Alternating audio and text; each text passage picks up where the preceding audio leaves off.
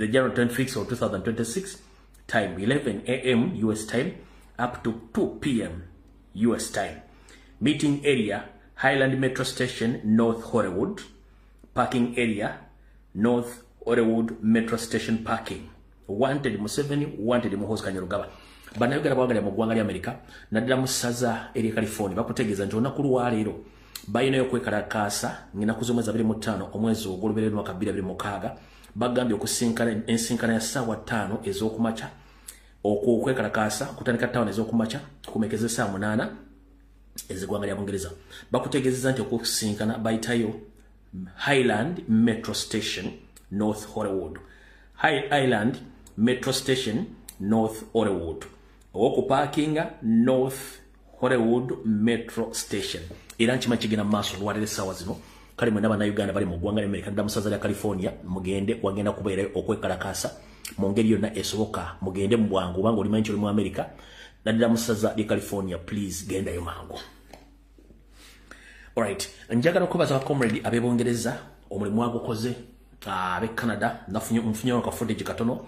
Njagala okubaza abakomredi ab'e South Africa, abakomredi ab'omu USA, ab'essaza lye Massachusetts, that is Boston, n'abalala bali kwekalakaasa. Kano ke ka video akabasajja baffe ab'e Canada badde mu kwekalakaasa. Tukyagala okwekalakaasa kungi nnyo mu ngeri esoboka kuno kwadde ku Canada. Stay safe and stay warm, okay? It's my pleasure. Thank you for having me. There will come a time when we will all go back home, when Africa is settled. Let us fight for Africa to be okay, then we'll go back. What is happening in Uganda right now, they bring foreign troops to kill Ugandans. The actual Ugandans, they send them to other countries to kill the people of the other country. Yes, those soldiers killing Ugandans are not from Uganda. Where are they from? Tanzania. Even Kenya, Ruto is even supplying him with the military in Tanzania to kill Ugandans. The Ugandan troops are the ones fighting in the Congo, dying in Congo, in Somalia, and the Central African Republic in Congo. Those are the indigenous Ugandans who were in Canada and we are happy. When we come here, we respect Canada. We don't Canadians. We don't come here to kill Canadians. But if that guy really liked Uganda, he won't be killing Ugandans. But that's what he's doing right now. He's killing the Ugandans and the infrastructure is zero. He's just stealing the money. My name is Remy Townsend Kent. I'm a Ugandan Canadian. My name is Rita Dambos. I came from Uganda. If someone in Canada is seeing this for the first time, what should they understand? We would want to go back home. This is not our home. We have where we come from. We are not barbarical barbarians. We have roots where we come from. We are Africans who come from Uganda. We are here because of the dictatorship back in Uganda. But we would love to stay where we come. Where we come is full of riches and a lot of stuff. Yeah. Thank you so much. Uganda's a beautiful country, you know? Yeah, it's a very... Yeah, but it's unfortunate that this dictator is ruining everything. Yeah. I just pray for Uganda, you know, for the best. Thank you so much. Thank you so much, sister. Hey, my name is Boy. So what's going on here? We are protesting for our elections back in Uganda. We've been having the same president for the past 40 years. Can you tell me why this is important? Yeah, so right now, they're killing so many people. They have shut down the internet in our country, just like this in Iran. They have shut down the internet. Nobody knows what is going on. I haven't heard from my mom for the past 5 days since the election started. How do you expect the elections to be free and fair when there is no simple communication?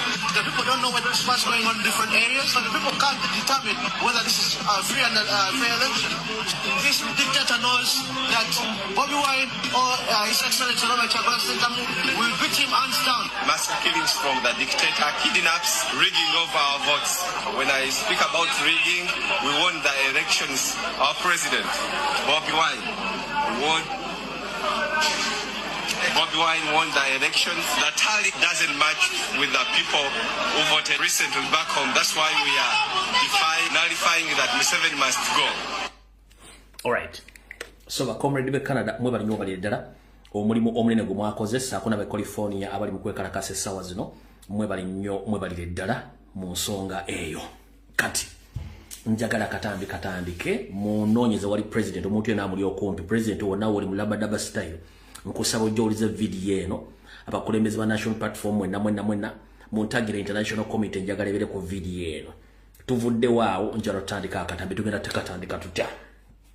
Alright, katutandike bwe tuti mukulembeze gwanga onakulajjo yavuddeyo n'akola akatambi ke recordings n'atulekera message njala soka kuyisawo message eyo bwe malo giyisawo tusimbule video njala soka kuyisawo message eyo leko tusimbule video nga bweno okubeera olwaleero kamala okulaba nga tufuna clear view eya president nga atuwa message y'onakulajjo yagambye bw'ati.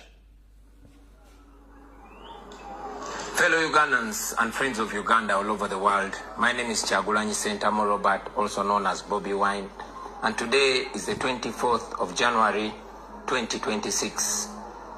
It's exactly 8 days since I escaped from my own house following a raid that was carried out by the military and police at my home on the orders of Muhoozi Kainerugaba, Museveni's son, and the Chief of Defense Forces. We had gotten earlier intelligence from our friends within the army that he had issued orders to his men to come and harm me. So when we saw them jumping over our fence on the night of 16th January, I somehow escaped from my home and left. That night they didn't enter into our house. They stopped in the compound. 3 days ago, they once again jumped into our fence, hurled profanities to my wife, and threatened to break into my house. That was the second time. Now last night was the third time for them to raid us. They came in hundreds, according to my wife. They broke every door in our house, including those that were not locked. They took away all our documents, from academic documents, land title deeds, and all important documents. They took every gadget, phones, chargers. They took our internet system.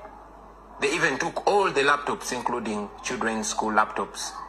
They also took away our CCTV camera system and destroyed anything that they could destroy, broke glass and cut even our chairs. They put my wife on gunpoint, demanding that she shows them where I was. They even forced her to remove the passwords from her phone and our laptops, but she refused. Well, these and many things that Museveni's regime is doing through his son and his other people are not signs of strength. These are signs of weakness. If Museveni claims that he won the election, why is he panicking? Why is he doing all manner of terrible things? Why is he harassing people? Why is he harassing me and my family?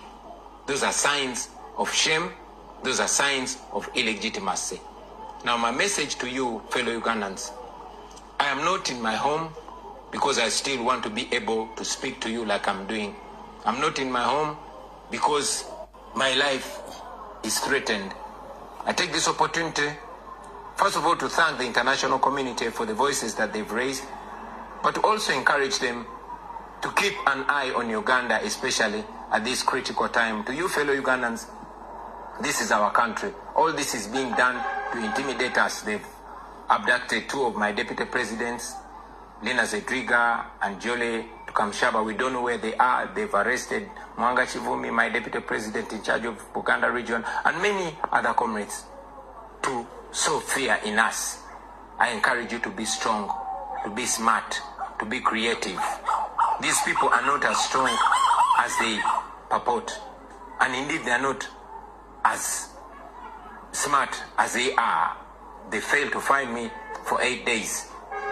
I also tell you that we must never give up. Uganda is our country and we must fight and liberate it.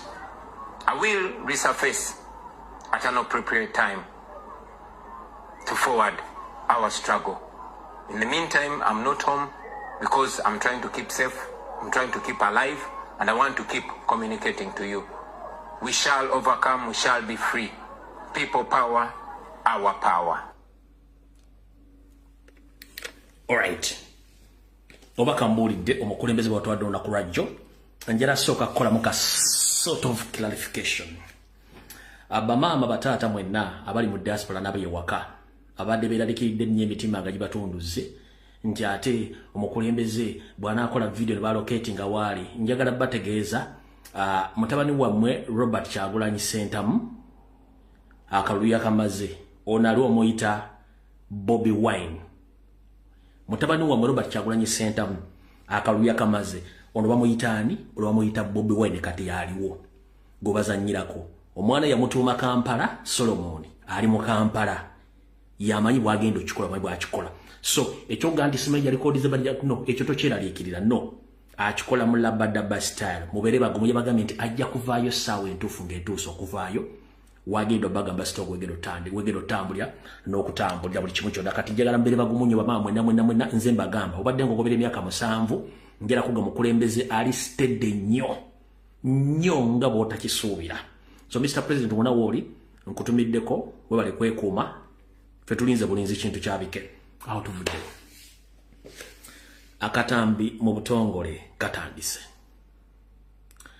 gwe muna Uganda yenna video zenkoze wiiki eno njagala zikuwe essuubi naddala gwali mu diaspora tetegeeza zino ensi z'amagulu meeru n'ali mu Africa naawe nkutegeeza nabawadde omulimu ntegeezeddwako omulimu gutambula bulungi ogw'okulumba buli kitebe kyonna oba ministry yonna ekwasaganya ensonga ezebweru w'eggwanga w'amawanga ago mugende muwandiike yessaawa tuyina omusingo gwa natural mineral resources zaffe Museveni zabba n'azimbisa mu Rwanda n'azitwala n'aziwa abazungu essaawa zino twagala kukozesa musingo ogwo okusigukula Museveni mu ngeri yonna esoboka kale mwenna buli omu gy'oli banga bulungi amawabalo mwagawandiise ne kati twetaaga physical meetings America yo kyakutte dda ngenda kusaba buli mumeri bonna Uganda yenna ng'alina obutuuze bwa America kwata essimu yo maama kubira senita wo kubira meeya wo omugambe ekizibu ekiri Uganda abakazi mulina amaziga mangi nnyo basenga bamama mulina amaziga mangi njagala nkuwatira essimu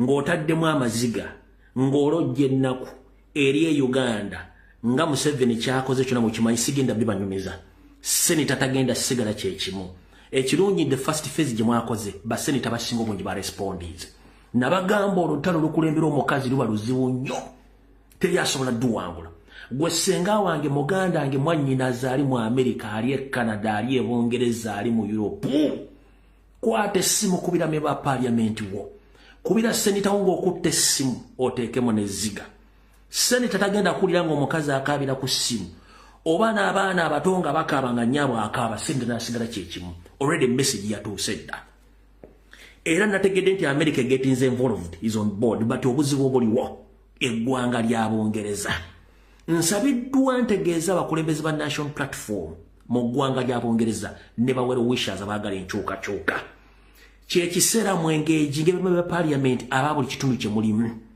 musaba appointment musinkane parliament ya Bungereza musaba appointment musinkane prime minister wa Bungereza sina kindi mufune kuba mukubolera olulangira mubasinkane mubagambe tukooye ekisirani kye mwatuleetera twagala kuddaka ne mutusibyeko omusajja interest zammwe ze mwagala tugenda zibawa nabagambye tulina okukola kye tuyita agreement Abungereza balina interest mu Uganda tugenda giwa interest zaayo America balina interest zeyagala tugenda zigiwa European Union balina interest zeyagala giwa tugenda giwa interest zaayo it's all about interest bye bigendera by'ensi ze babyagala mu Uganda eri ensi yaffe si ya Munyarwanda mineral resources bali mu kutunda si z'Abanyarwanda mineral resources zaffe Muhozi simu na Uganda Museveni simu na Uganda Sale simu na Uganda Jeneti simu na Uganda Bonasiba na Uganda batunda mineral resources zaffe best interest z'abazungu muzimanyi be ready to tell those white people that we are ready to serve their interest as long as Museveni is out of your country and his group Muganda ngebanga nti Bungereza yekyali mwaka gubiro munyambe munumbire Bungereza buli office yonna esoboka Mr. Kato Mr. Peter Ekakolo Margaret n'abala mwenna please mbasaba mugende mukolere best you can do Bungereza yennyini yesibye ekintu kino interest zeyagala bazandalayininge you just accept muzisomemu mulabe if it is applicable mukirize interest yezo tukoye bala basajja tebali mu politics bali under occupation to take our country era basa facings kati ngenda bagamba bakama bange mwenna teri muntu atakoye kubeera bulaya abantu baagala kuddaka ekibadde kisibye Museveni mu ntebe kwe kuba nti bannayuganda tebasituka kati ngenda basaba mwenna bannayuganda bali mu Bungereza yesibye ekintu kino Amerika yakikuttedda abantu bakumya amasimu bawandiisa ebbaluwa kyombaona nti basenita bagenze ne bakola ki ne boogera kye balina kati buli munnayuganda era gy'oli nkusaba okwata essimu ng'oli mukyala olaba okaabira gwe batakubikidde ng'owulidde wulizi nti yafudde naye eggwanga lyo ng'oyagala kuddaka kwata essimu okulukusawo n'ezziga teri muzungu alya zziga lya mukazi ng'akaaba n'asigala kyekimu ne munaaba abantu 10 ekintu kino mugenda kikola ebisigadde bannayuganda balinze kukutula njegere zino Museveni zeewaana nazo bannange bannayuganda bali Bungereza mutuyambe Bungereza yesiri ekintu kino kinyadde kyawedde dda saagala balwisa message njibasindikidde mbagaye buli kimu njagala akatambi katandise katya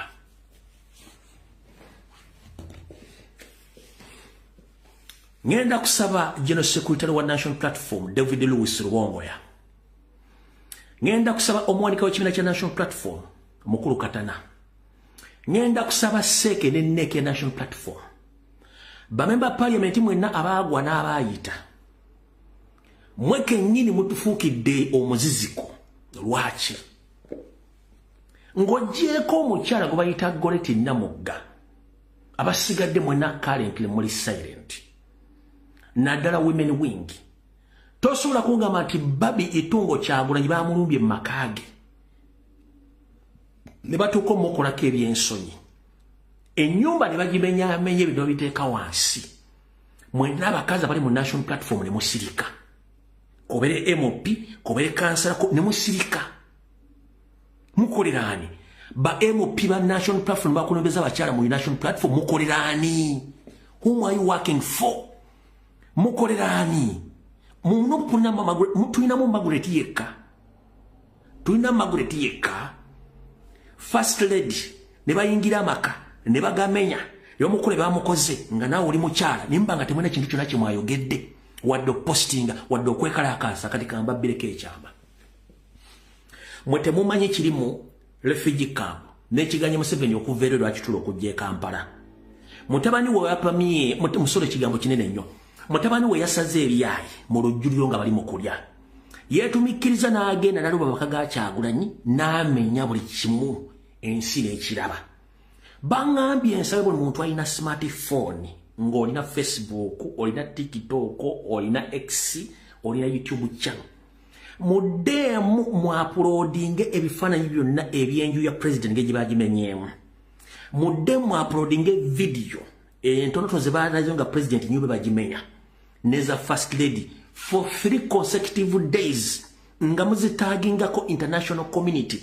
international bodies basenita baani focus okulwerwa lwa Sunday mugenda kutuuka ku Lwokusatu nga mutegedde amaanyi g'essimu mugenda kutuuka ku Lwokusatu nga mutegedde amaanyi g'essimu lwaki bali mu kubuuza omwana ono kiki ekyakututa oyingira amaka g'omusajja otandika okumenyaamenya bakomredi mbegayiridde mudde mu uploading ebifaananyi by'enju ya president nga bagimenya bunyamiri kimu mudde mu uploading ebifaananyi video za First Lady na buli kimu olwalwa Sunday Monday Lwakubiri mujja kutegeera amaanyi kye bayita amaanyi g'essimu abasajja bali mu kutya kino mukikola mbalalira ku Lwokusatu aba NRM bagenda kuba batandika okukondeminga ebikolwa bya Muhoozi bannaddiini Museveni babadde akozesa bagenda okutandika okuvaayo batandika okupulidinga peace kino nze nkibagambye okusinziira ku labosesi zange temwewunyanga bannaddiini Museveni babadde akozesa batandise okupulidinga ne public nga basaba peace temwewunyanga ba NRM benyini bavudde publicly nga bakola ki nga bapulidinga ne peace mu Uganda kino nkikugamba mmwe bali bamulabyeko bano abagwagwa abatanaaba na maaso abalumba First Lady n'abalumba Solomon mbaleke munsi abantu bazaana bakola loosi nakugamba nti bw'ozaala abaana mubeeramu ebyana n'agaana kati buli muntu akoze video nga mokinga First Lady ne First Son Solomon Kampala mubaleka babeeramu waba tulina kyo tulina few moments later time yawe egenda kujja they will answer video zawe muzidownloading muziteeke mu archive zibeereyo tujja time bagenda tuuka nga teri kye bayita apology no nga teri kye bayita apology tit for tat nga wakola video ng'omookinga first lady ng'omookinga Bobi Wine tit for tat ojja kuba okisasulira kati banengenda bagamba mwenda babulogo ba national platform bakyalina ompeka emera mudde muri uploading video ezo muziteeke ku mutimbagano kino kibakuba ekyamuwanga kivumbi kibakuba ekyamuwanga kivumbi kibakuba oba oyagala okumanya nti kibakuba kati kandi kuviire ku ntono bamemba parliament mwena abakazi okujja nga mwina gwe mukolera ng'ojjeko goleti namogo okujja nga basigale mwina be mukolera mwena tugenda nali mbeesonye ngenda tandika bakala kato omu ku omu bwe mba temusobola kukonda emigabekolo bya mukozi byakujja mu maka ga Kyagulanyi n'agamenyaamenya nga temusobola kukonda emigabekolo bya mukozi byakoze ku Babiitu Kyagulanyi kitegeeza mwina gwe mukolera ate ngenda batandika bateekako olukongolo mwenna bakazi n'abasajja ekyo kyo okujja mwena mu protecting against zammwe mutubuulire mwali mutukozesa nga mukozesa ne president nga mwine ebigendwa byammwe ekyo kyo ngenda kibuuza singa mwenna abaagwa n'abayiseemu mwakutte social media platform zammwe ne mutandika okukonda eminga singa mumanye ekiriwo unless nga mwene bemukolera nga temwagala kuvaayo kwogera wano bakubbye akalulu n'osansabaga wowe oli mukazi munnammwe gwe baatuusizaako ebikobero enju ya president bagimenyaamenya ne mutasobola dde okukola posti n'emu kitegeeza muli bazibu nnyo akatambi katandise sitaani bw'olaba yeesitukidde wattu ng'omanya nti baatuma baweddeyo nabagambye wano ennyandwe takyasobola dde okugoba embaata mu lujja bye mulaba mu paledi nze mbwanyirira samanya akola ki kiringa bw'onoosiga jjajjawo n'omunaaza ebizigo n'omulala muteeka kakeeka n'omukulla n'omuzza mu kasana amala okwota n'ennyandwe bw'ati bw'ali Museveni ennyandwe tebaabulwa Salimu Saleh Muhoozi Kanyarugaba ne bannammwe njala sooka babuuza ebikolo bye mwakoze ku Robert Kyagulanyi Ssentamu ne mbikola ku mukyala we nze mbuuza Museveni wagamba nti abakulembeze abaayita the past leaders were swaying and they were disgrace to the country. Let me ask you one simple question. You have been a leader in all previous governments, if I'm not mistaken. In 1980, you participated in general elections, which the Paul Kaonga Ssemwogere won. But unfortunately, you picked up guns. You waged a war against Obote's regime until you won that war with the help of people of Uganda. That is Baganda in particular. But unfortunately, let me ask you one question. During the campaign period of 1980, did Obote and all his security agencies attacked your family? As your son Muhoozi did to Robert Kyagulanyi Ssentamu? Did Obote at one time attack Dr. Paul Kaonga Ssemwogere as your son did to Robert Kyagulanyi Ssentamu? Museveni, mu 1980 wetaba mu kulonda wagamba nti abakulembeze abayitako bonna baali basiru era nga tebana kyebasobola kukola baali batiitiizi. Njala kubuuza bweta mu kalulu k'ekinaana Obote gw'oyita omubi yalumbako amaka ago n'agakolanga mutabani bwe yakoze amaka ga Kyagulanyi.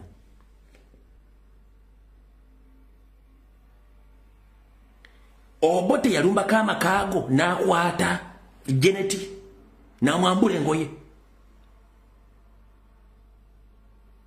Obote yalumbako amaka ga Ssemwogerere n'agakola mutabani we kyeyakoze.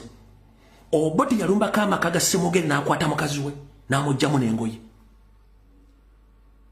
Lwaki muvumirira abakulembeze abayitako ng'ebikolo bimwali mukola exactly tebyenkanaakana byammwe? Gw'ogamba otya nti Obote yali mubi, Amin yali mubi, nga gw'osobola okuyingira amaka g'omuntu gw'okompitinga naye n'oyingira amaka ge n'omenya buli kimu, mukazi we ne mugyamu engoye ne muwa ebiragalagala na blacking out. In the process of blacking out, First Lady olina okubeera very careful nnyo okugenda okukebera bano abantu balina kye baakoze ng'oggyeko recordings ze balina. First Lady bono obaka bansabye mbukuweereze buli ali ku First Lady mugambe ka session ke yakoze mu Luganda nga nnyonnyola engeri gye baamukuttemu okumusikamu engoyo ziyuza n'okurekodinga akaddemu akatitulatinge bulungi mu Luzungu.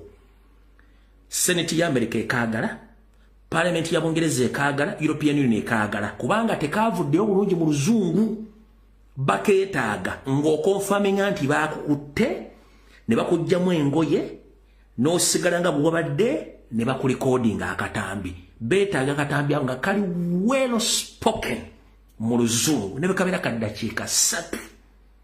Please First Lady, akatambi ako bakaagala. Kakidde mu Luganda. Mukyala Babi Itungo Kyagulanyi bansabye nkutegeeze nti wayogedde bulungi naye ekinyusi wakyogedde mu Luganda ng'abasajja abayagala paati eyo tebagitegedde. Bakusabye ofune munnamawulire akulikodinga bulungi ka paati w'ogambira nti baakukutte ne bakwata akabadiya ne bayuza browse yo n'osigala nga oli bute waddizemu okutegeera ne bakulikodinga wazzemu okutegeera ng'oli bweru ku lubalaza. Kapaati akoka ke baagala mu luzungu bakaagala nga kali well spoken and well recorded bakaagala. Senator y'Amerika ekaagala, government ya Bungereza ekaagala, ne European Union ekaagala. Kali kabadde mu Luganda akajja ba obuzibu baagala kapaati ako kokka nga you confirm nti baakukutte ne bakujjamu ne bali bayuza engoye zo ne bali codinga. Na wali wa blacking it out nga toma chamanyi kiddako eyo kapaati gye baagala. Ngenda kusaba akatambi ako bakaagala.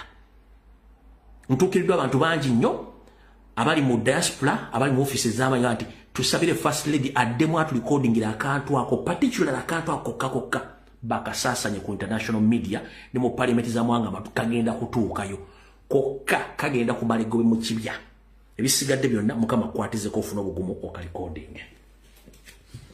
Alright, mbadde nkyabuuza Nyandu Yusufe Obote yagenda ko makaago, Obote yakwatako Jeneti. Paul Semwogerere Obote tiyamulumbako n'ogenda mu makaage wadde okukwata mukazi we. Lwaki mutabani we akola effujjo erigenda mu maka g'omuntu n'amenya n'atuuka okwambulamu k'omusajja? Ekyo ekintu si kya buntu. Ekyo ekintu kya bulabe nnyo. Kiswaza eggwanga Uganda. Mulw'okuba muli mu lukwata Gita Singers family yammwe. Mu Uganda family entono nnyo ziri mu kwata Gita Singers okujjako eyammwe. But unfortunately nze nga bulijjo ndi naddibanga Promax awutula. Awo mbadde mpita Oyisi. Bwe maze okuyitawo ne mbategeeza ebigambo ebyo njera tandika katambi mu butongole nga bwe kale. Buli muntu yenna njagala okukakkane olikodinga akatambi kano. Manyi Nyandu atuuse, mutabani we Salimu Sale, omwogezi wa poliisi na buli kitongole. Ebigo byengenda okwogera olwaleero okujja nga bisazizzaamu bivunaanyizibwako njala ku exposinga Museveni mpaka ku magumba. Malina okunywa ku lwendo lw'amazzi.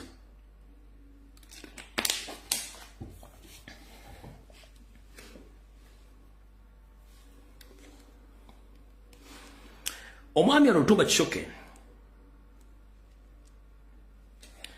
Lutumba Kisoke.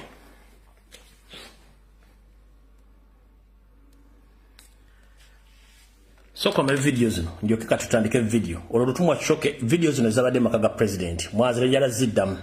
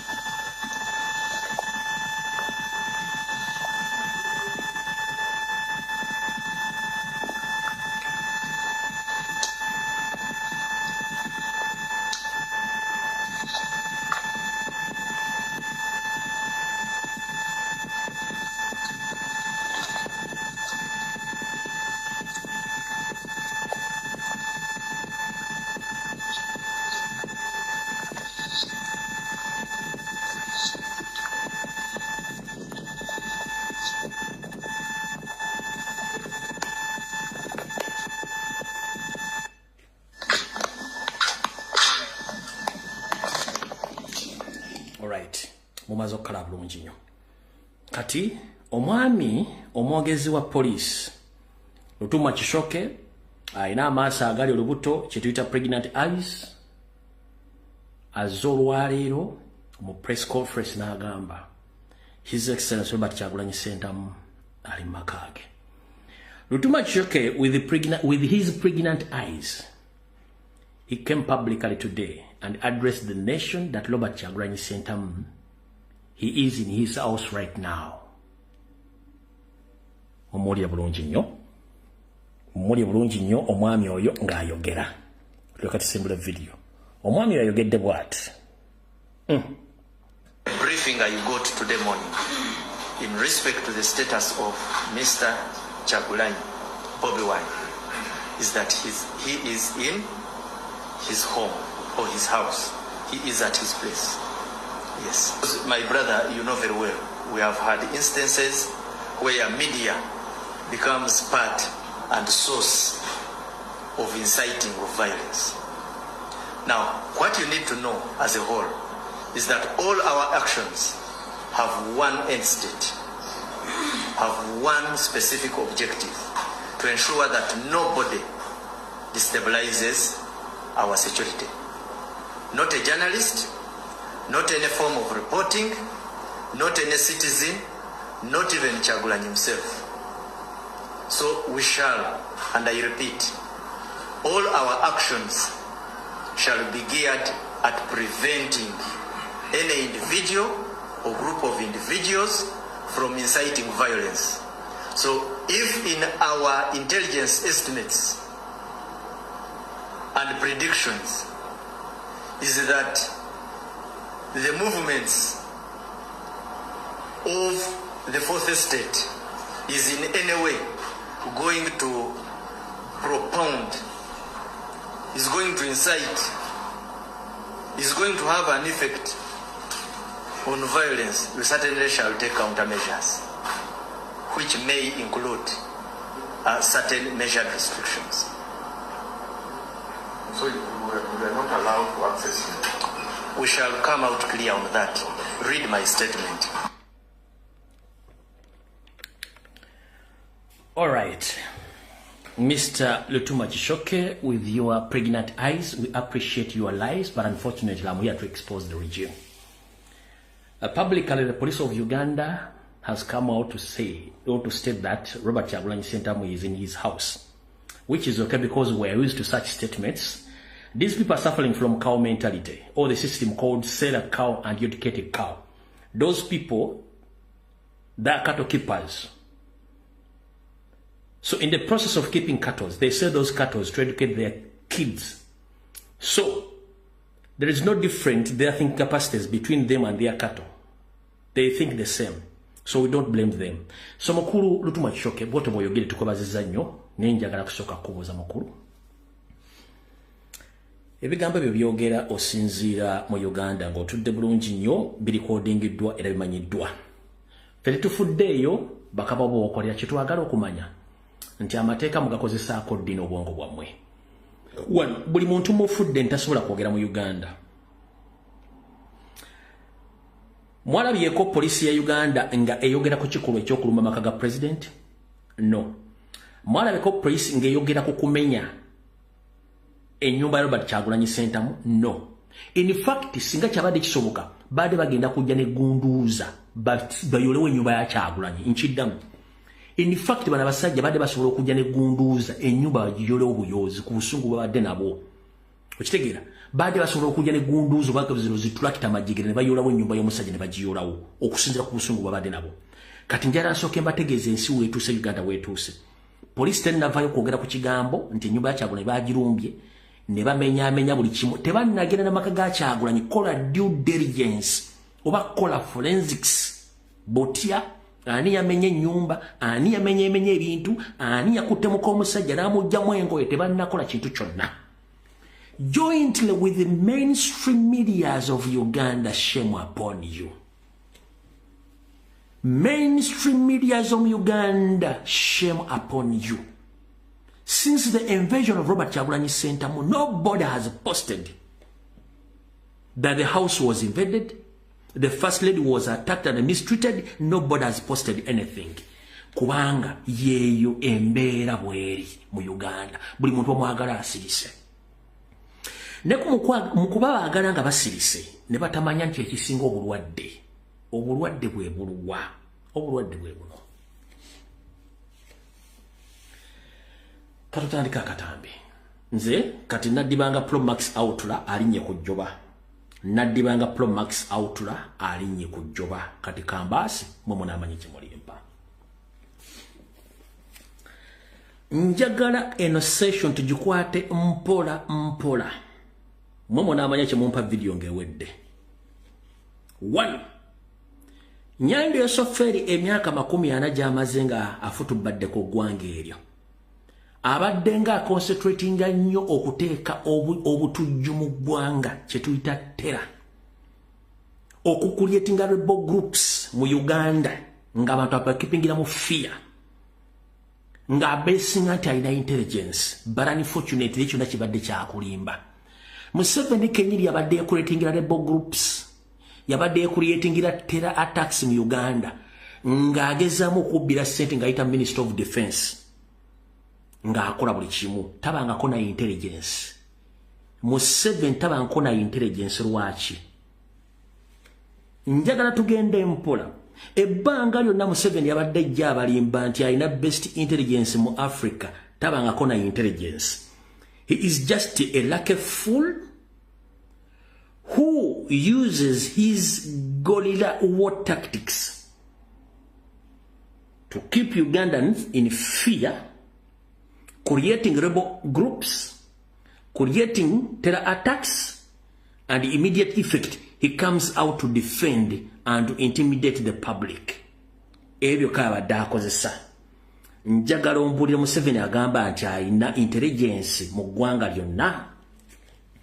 Era wakabi atubulya ebintu bino.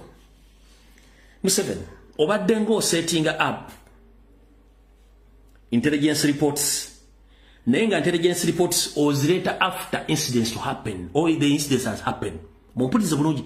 Museveni agamba nti alina intelligence. Naye buli wabadde amala okukola terror attacks oba bayeekera oba basetize bomb n'alyoka ajjawa intelligence report.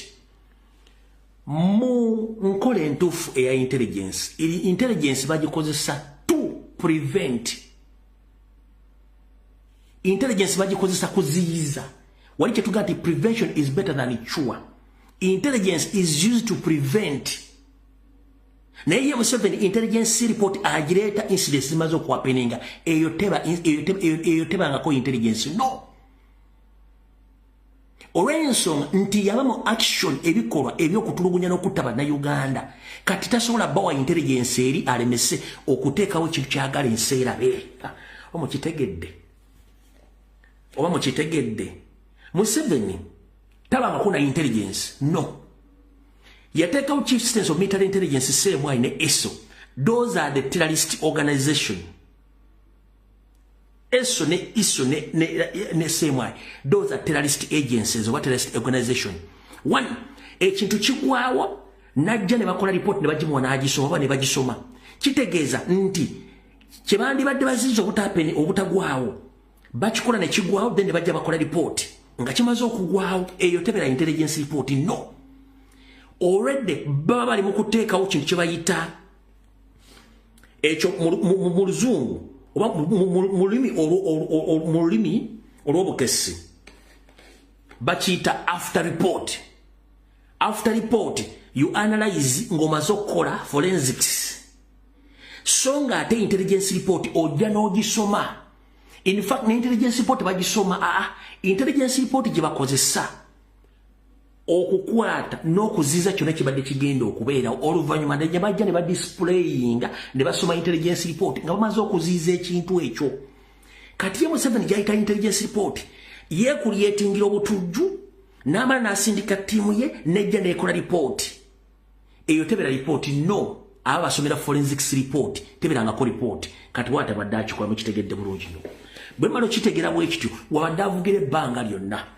Navuga ekintu moza ayina intelligence tayina intelligence. Kati wano wenjagala okumubuliza ebibuuzo bino wammanga.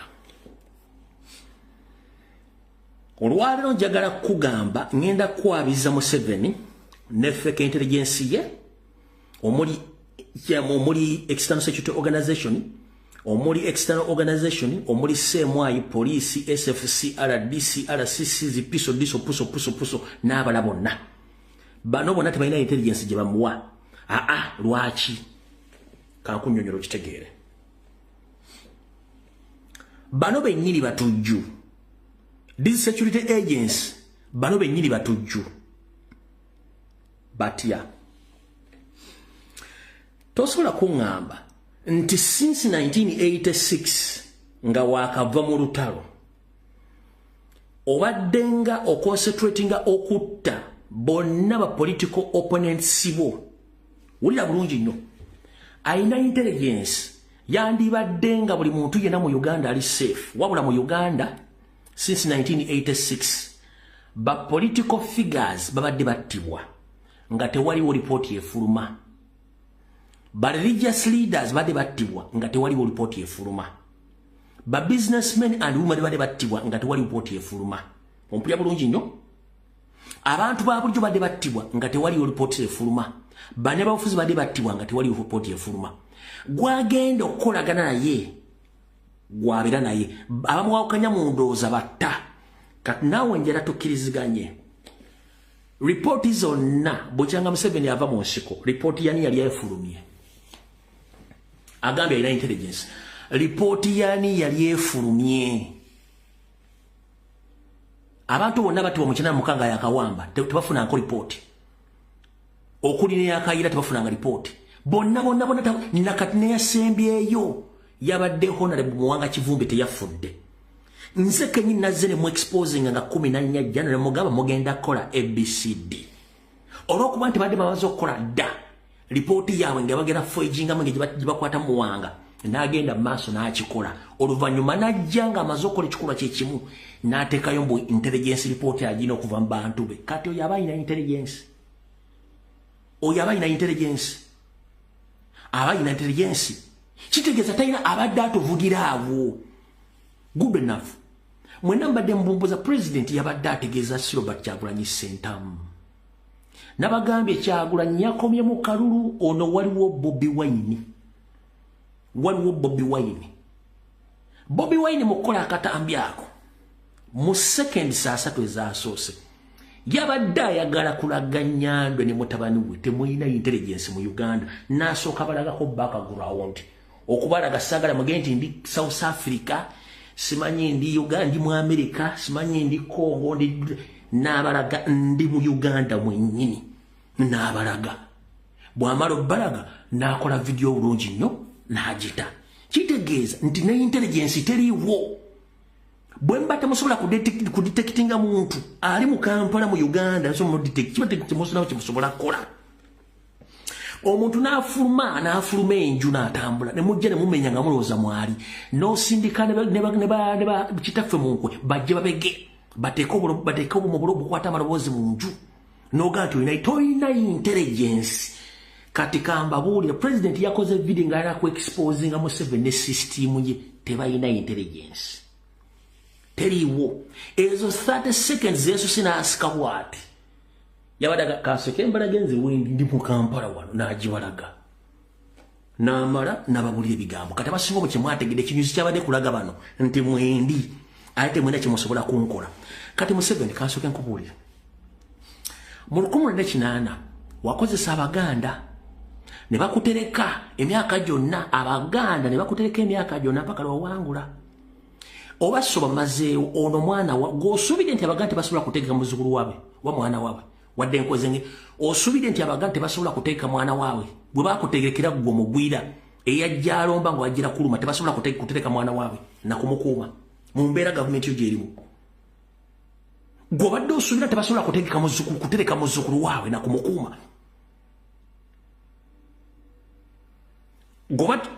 oba Baganda basobola gw'omugwira sirwajja okwota bakutereka ne batuuka n'obbasa ne batuuka ne kubatta nga bakula bakooni nga tasobola kwogera oba tasobola kutegekera muzzukulu waabwe kumutereka kati genda mpola mugende mpola eno mulimu generation nkyamu ate mulimu budde obukyamu bwabanga basobola okutereka abaganda basobola okutegeka muna Uganda omulala yenna ne bamutereka ekyo kigenda ngo okimanyi ekiyagadde obbagamba kiyagadde obbalaga ndi wano nabamulisaako n'agijjayo so ebisigadde byonna mubeere nga mumanyi nti muli aweya kati bwe mmala okubabuulira akagamba ako mukategedde emitima gibasse mu vi kati katugendeko wano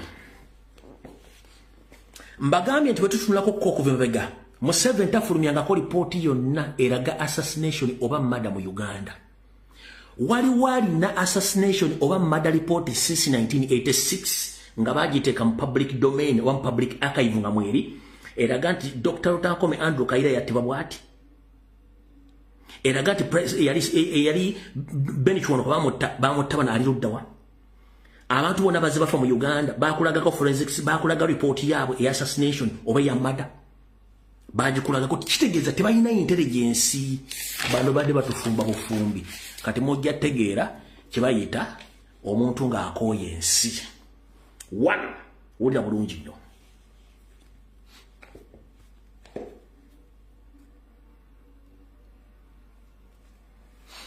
Museveni ye kennyini yeekulyetingiranga abayeekera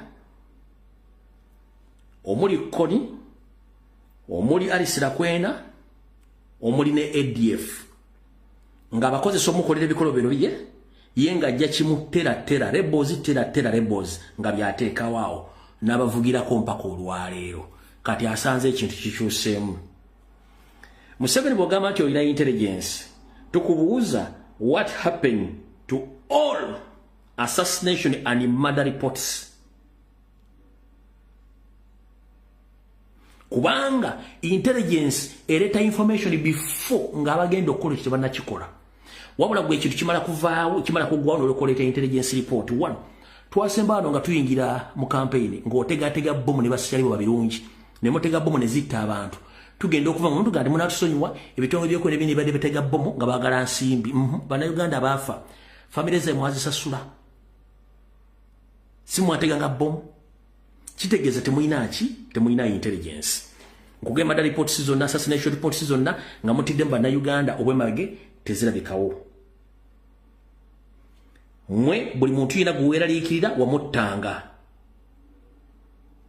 Omuli bannaddiini, omuli ab'ebusuubuzi, omuli bannabyabufuzi, omuli abakulu mu poliisi, omuli abakulu mu magye, buli omu wamuttanga gwewayagalanga. Wasembyeyo okweyokyera ku muwanga kivumbi gw'otaddeko emisango egitaliko mutwe n'amagulu.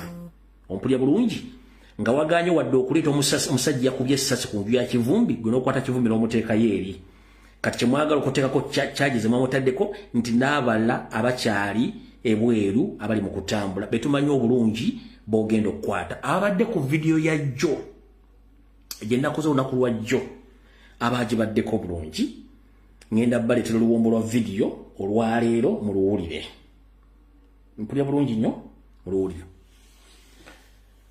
Kati nabagambye nti olunaku lwa jjo sooka owandiika ebigebe nayogedde olunaku lwa jjo.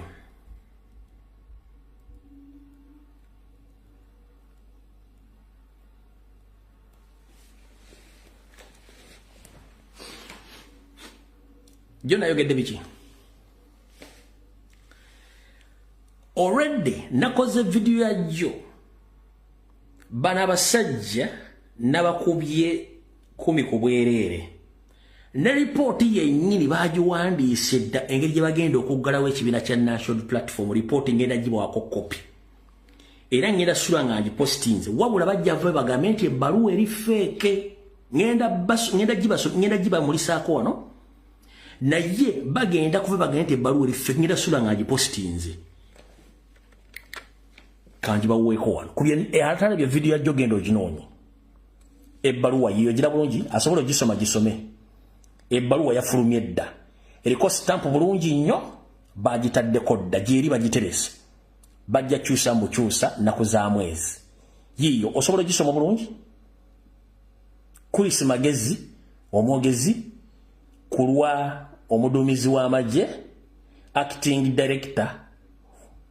director defense public information Chris Magezi ya drafting ze baluwa yeri musobola gisoma kuba ngenda sula nga gipostinze naye bagenda gamba nti fake naye nze bye nabagambye ejjo mu video bye biri mu bbaluwa eno bagiwandiise nga 21 bagiwandiise nga 21 kati ngenda gibasomera mu Lungereza then tugende ku video entufu malo bambulire empale zino zibajjemu zonna ndoza mazo giraba mazo gira bulungi nnyo alright kamba somere ebbaluwa eno okusinzira ku video gye nakoze n'ebintu Museveni bye yayogera bino wammanga lindako njagala soka kuzanyira video ya Nyando eno muri ludda wammwe muri ludda mulide katono nnyo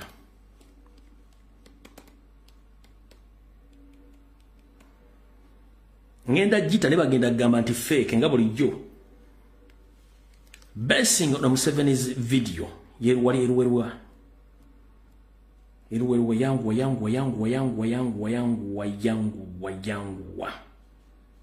eno okusinzira kweno. Something happened in Butambara, a character called Kivumbi was defeated. Now the plan everywhere was that where Nup is defeated, gangs with the pangas. You remember pangas? With the pangas should attack the polling station. And that's what they did. When Kivumbi was defeated, they came with the pangas to attack the polling station and they were shot. 7 of them were shot dead there with the pangas. Kati kamba somere ebbaluwa eyo. Bajja baga nti ebbaluwa fake. Nga bulijjo bantu bamanyi kuba tubeesobolera. Mulindeko muli ebbaluwa gye ngenda obbasomera. Bwesoma ebbaluwa esoma bweti. Minister of Defense and Veteran Affairs, Uganda People's Defense Forces, Department of Defense Public Information, MODVA Headquarters, 24th of January 2026. Erika kabonero kamaje ne Court of Armwen, UPDF stroke DDP stroke 831. Tugenze maso. Wano wagulu wotero mulama gwebbaluwa esoma bote. Designation of National Unity Platform NUP as a rebel outfit. Omulama gwebbaluwa eno wali waggulu gugamba designation of National Platform NUP as a rebel outfit. Omutwe gugamba nti ebbaluwa eno eraga bulungi nnyo nti ekibiina kya National Platform baagala mu butongole bakifuule nti kibiina kyabayeekera. Baagala kirangirira nti ekibiina kino kyabayeekera. Designation of National Platform NUP as a rebel outfit. Nabagambye nta mu video yajjo. Nabagambye nta ku lunaku lwajjo. Ebbaluwa ngenda sula nga ngitaddeyo. Bugenda kera ku makya bagambye nti ebbaluwa fake. Kati wali omutumaze okubasomera bulungi. Designation of National Platform NUP as a rebel outfit. Uganda's military agencies reaffirm their commitment to safeguard the peace and stability in the Republic of Uganda. Nti ebitongole bya Uganda ebirinyirira eddembe ly'abantu bigenda maaso n'okweyama nti birinyirira eddembe ly'abanda Uganda mbunga bikuuma emirembe n'obutebenkevu mu ggwanga. Oli ajjaga nti nga wali kyasomye si kyazze bulungi nina byenteekamu ebyange bitonotono naye kati kankikudde bulungi nti ebitongole bya Uganda ebikuuma ddembe mbubyeyame okukuuma emirembe saako n'obutebenkevu mu ggwanga. During the post-elections period, security forces neutralized 22 armed individuals linked to National Platform Soketukumao. Mukalulu akabaddewo ebitongole by'okwerinda byakwata abantu 22 nga balina ebyokulwanyisa nga bano balina akakwate ku kibiina kya National Platform awo tugenze maaso who were allegedly planning to disrupt the election process and arrest several others across the country. Nti bano kigamba badde bateekateeka okukyankalanya okulonda era n'abala bakwatiddwa okwetoola eggwanga lyonna tugenda maaso. Security further stated that some NUP leaders promoted protest vote that misled youth into confronting security, including party leadership, Robert Kyagulanyi Ssentamu. Ebitongole by'okwenda bigenda mu maaso ne bigamba nti ekibiina kya National Platform n'abakulembeze baakyo bagenda mu maaso n'okutegeeza abantu nga bakuba omulanga nti beyambise enkola y'okwekalakaasa mu kalulu kano mbu kino kiviiriddeko okubuzaabuza abantu naddala abavubuka okulumba ebitongole by'okwerinda kino nga kikulembeddwamu omukulembeze waakyo Robert Kyagulanyi Ssentamu. In the highlight of those developments, the UPDF under its leadership of Chief Defense Forces Muhoozi Kainerugaba has announced the closure of National Platform and arrest its leaders. Mu byogeddwa byonna waggulu n'ebigenda mu maaso ekitongole eky'amagye nga kikulemberwa mutabani wa Museveni era nga yakulembera ebitongole byonna ebyokwerinda naddala mu magye General Muhoozi Kainerugaba yasazeewo n'agamba nti ekibiina kya National Platform kiggalwewo n'omukulembeze waakyo Robert Kyagulanyi Ssentamu akwatibwe. Nassaako omukono omwogezi waakyo Chris Magezi PCS 1 JKUK Mads Kano, Acting Director Defense Public Information MODV stroke UPDF ne stamp kweri kati oli akugamba nti eno fake nga kuliko ne stamp eyo nga kuliko ne stamp ogira bulungi nnyo kaji kuzoomingiro ogira kuliko ne stamp akugamba nti fake n'omukono gw'abagezi gw'ogwo eno bagidraftinze dda ogira bulungi nnyo bagidraftinze n'ebbaluwa bagidraftinze bulungi nnyo kati wali okulina okukomba essowaani bw'omala okuwulira ebyo Mr. President wonna wooli wuliriza bulungi nnyo ebigambo bino ebigenda mu maaso.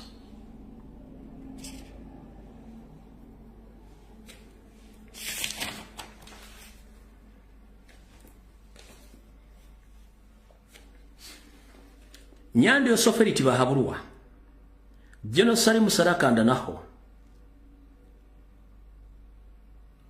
saako mutabani wa Budiddigi ne kojjawe Kahanga Muhanga n'abeetoolodde eno enteekateeka gye balina mu bbangi litali ttono enteekateeka eno yeeruwa wulira nabagambye naddibanga Promax kati yalinye ku jjoba famire y'omutujju Nyando Yosoferiti bahabulwa eteeseteese okuteekawo obutujju mu bitundu ebina ebikola eggwanga Uganda, the four regions which makes the country Uganda. Salim Musare, Muhoozi Kainerugaba, Museveni himself, and their brother-in-law Kahanga Muhanga plus others, they are planning terror attacks in 4 regions which make the country Uganda. Museveni and his family, they are planning a terror attack in all 4 regions which makes the country Uganda. Region is in nya. Ulira bulungi. Mu terror attack zino zibagala okuteekawo bagala kusettinga bomb mu bantu mu bifo ebikungandwamu abantu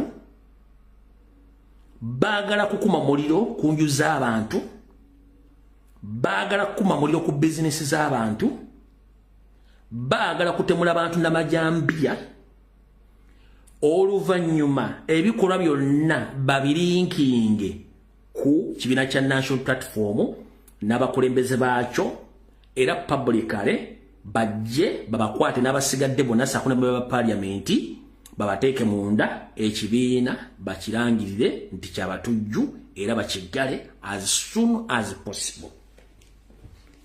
So ladies and gentlemen, Since 14th of January, I've been exposing Museveni's plans of terrorizing Ugandans. Then after, he links those terror to national platform, and its leadership, which is led by Robert Kyagulanyi Ssentamu. They have already drafted a letter, which I've already read here. And this intelligence report, which I've now read here, it exposes the regime. Right now, they are planning terror attack in all 4 regions of Uganda. They are planning to set fire on people's business. They are planning to use M23 rebels from Congo, led by Kagame, to terrorize people with machetes across the 4 regions, to set fire on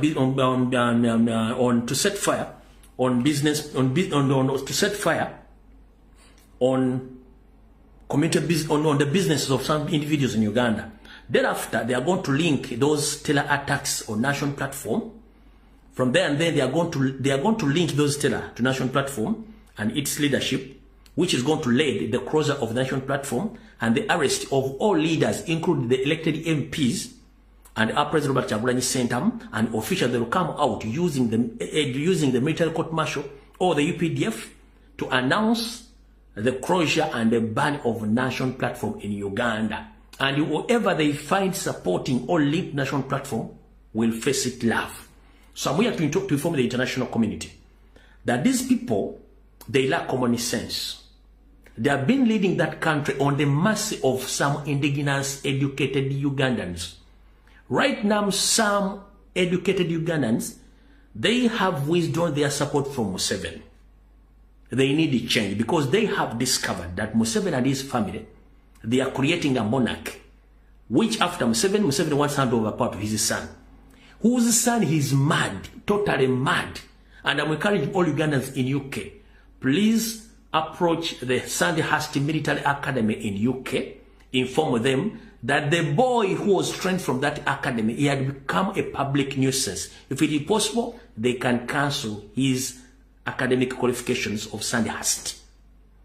So please, the international community, I'm here to inform you that soon or later, this information will come in the public domain. These people, they no longer fear to be exposed. They will act according to what they planned. So I'm here to inform you, ladies and gentlemen, more especially international community, all embassies in Uganda, that Museveni's son is determined to close national platform and to arrest Robert Kyagulanyi Ssentamu. And in fact, his plan is to kill him. So whatever comes after my addressing the public, get to know that Museveni is not in control. The country now is led by Salim Musare, his young brother, Muhoozi Kainerugaba, the son to Museveni, Jedeti, the wife to Museveni, Kalugire, Chiwachuwanuka, Audrey Kwabogo, and other few people, like the Speaker of the Parliament of Uganda, Anita Amongi, the Speaker Tayewa. Those are the figures which are in control of leading that country. And remember, these are mafias. Which mafia? They don't care about the well-being of Ugandans. Because Museveni is using ESO, and SEMI to create terror in Uganda, and thereafter they link those acts on their opponents in Uganda. So now the immediate open right now is NUP and their leader, Robert Kyagulanyi Ssentamu, aka Bobi Wine. That's what they're planning. So if you hear anything, please get to know. And I'm here to inform the international community also that this week, Muhoozi himself, with the help of his uncle, Kahanga Mohanga, Barambara Garhara, and his uncle by names of Toyota Kaguta, they were in Bobi Wine's home. I'm told that they planted there billions of money in foreign exchange, including ammunitions and army uniform. In case you get to hear the information that army or security agencies, they have again raided Bobi Wine's home and they have discovered cash, ammunitions and army uniform, don't be surprised. Those items have already been placed there. They are just waiting for small time to come out with such fake information to blackmail or to link Robert Kyagulanyi Ssentamu to tell organization, whereby Museveni is ready to link some teller groups which have already entered Uganda via Entebbe International Airport. And these people, usually they don't check in. They are nowhere to be seen in the migration system of Uganda. They just let in to enter the country because the security agency knows that those people, they are come for the mission. So, don't be fooled by some individuals which are going to be displayed as witnesses who will be paraded saying that they're in connection with Robert Kyagulanyi Ssentamu to terrorize people or to kill people in Uganda. Those paraded there, they are being trained by the system to come out to say such fake information against Robert Kyagulanyi Ssentamu. So I'm here to inform the international community, be aware of that. My name's Robbie Fred, a Ugandan based here in Turkey, because nothing to hide now. So, buli ali yonna mugenda kulaba agasajja nga gamusiga na Uganda naye nga gamuga na Uganda agakagwa ensonyi agagenda okumala okukola ebikolwa gagambe nti Robert Kyagulanyi Ssentamu gadi gakolagana naye era bafumbe obujulizi babuteekewaawo bagambe nti president abadde akolagana naye nga bamaze okutta abantu. But men especially, they are going to use M23 rebels. Which M23 rebel group is funded by Museveni himself and his friend Kagame of Rwanda. So we are under siege, we are under occupation, which occupation now the system has get to know that Ugandans, they have waked up, they know that they are led by the foreigners, which foreigners they don't care. Even we have foreign forces in Uganda. Which foreign forces? From Kenya, from Tanzania, Rwanda, Central African Republic, and others from South Sudan. And other great friends of Museveni who are ready to defend him in any possible way because they have been protected by Museveni, smuggling ammunition, which ammunitions have destabilized Eastern Central Africa. Be aware that Museveni himself is trying to create his own dynasty, which dynasty is going to be led by his family, from him to his son, from his grandson. That's what they are. That's what they are planning. In the process, they are going to be helped by these individuals in Uganda. The thieves and the criminals, led by Tayebwa, the deputy speaker himself. She's a criminal, plus, and the other goons and thieves in the government. They are there to help Museveni to do whatever they want because they don't even condemn any acts which is against the humanity because they want to stay in power. So that's the information we wanted to deliver to you to get to know about what is about to happen in Uganda, which Museveni is planning and his family. Consultant information to some legal president agitegedde, Vice President Sigaddo, Honorable Nambeshe, be aware, mwenda ba MP ba Uganda, ba National Platform mubera aware tibagenda ba linkinga ku kintu kino. Omusango bavunanye muwanga Kivumbi, case eri open, ekyali others still at large, but tebalina bujulizi tebalina buli kimu, kyonna baagala kikola kubanga baagala kukijjawo. Information nagikoze jo, video nagikoze misana jo. First lady ngamazo okuva kuki ngamazo okuva ku press conference yakoze nenkola video jeri mugende modde mugirabe bwe muna anyoma information yange nze sifaayo sifaayo kuba siri politician nohanira gwangale nze ndi political activist ali mu expose gaga mini bagenda okukola ebisigade mutafe yumu mumanyi eri gwanga lya feffenna nze omulimo gwanyu ngukoze bombate mufunde kusasanya information na kutegeza public eberenge emanyi mumanyi nemo tubaga mudano kwebuzabuza nga afukale bikimala okutunga mga musajjo nebigambo yabyogera nyate ekikulu badde ko reference y'ebbaluwa ngenda sula nga agipostinze naye mubeerawo yanti bagenda gamba tene baluwa eri fake n'ekyo mukimanyi bulungi nnyo ebero de yali nkinze tufulumi ebbaluwa nyingi zifulumye ne bagazi fake ne bava ne bakola ekintu kyekimu enkeera so byonna bibagambye mubeere nga muli aware about that. So consulate Mr. President information agifunye bulungi nnyo. So nze buli wamu mbanda bawo era njagala bategeeza bye mbagamba babino njagala bigamba international community ere yaberawe ya njagala naye tegeere kuba mwezi okoloza nti biri mu Uganda wokka wetuwogeredde olwaleero Kenya eri mu kintu kyekimu. Ulira.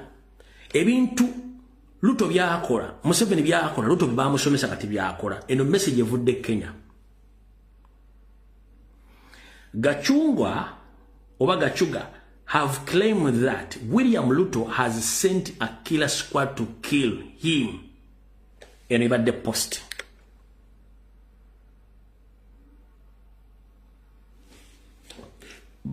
Kati eno incidence yeno wano.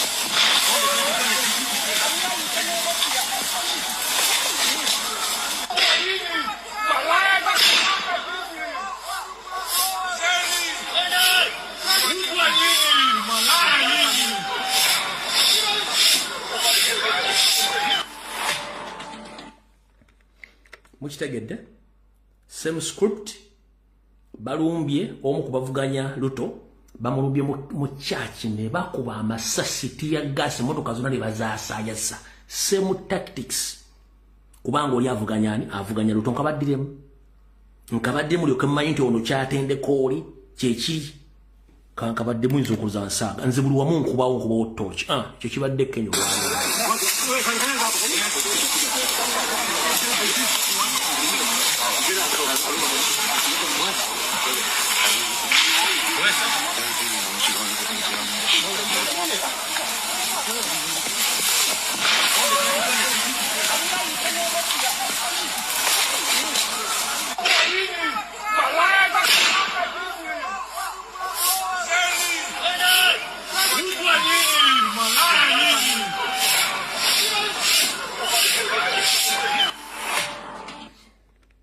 zamukitegere kati yengeri yonna eriwo kati eyo tuvuddeyo information manyi president agifuna abakulembeze bagifunye kati katugendeko eno wansi omulwanyizi w'eddembe ate nga munamateeka w'ensi yonna omukulu Robert Amsterdam agambye bw'ati our firm will be using all available channels to argue the protection of Robert Kyagulanyi Ssentamu.